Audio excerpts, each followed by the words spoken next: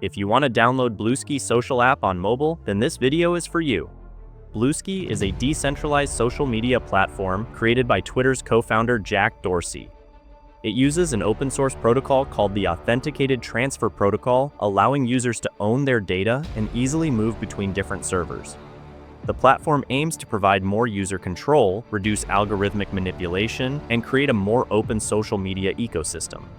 To download it, open up Play Store if you are using an Android device, or an App Store if you are using an iOS.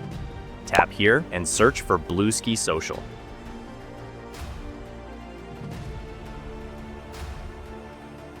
Then tap here.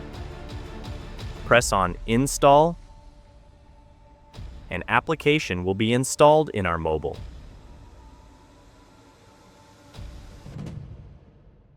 Like this video and subscribe to the channel if you found this video helpful. Thanks for watching.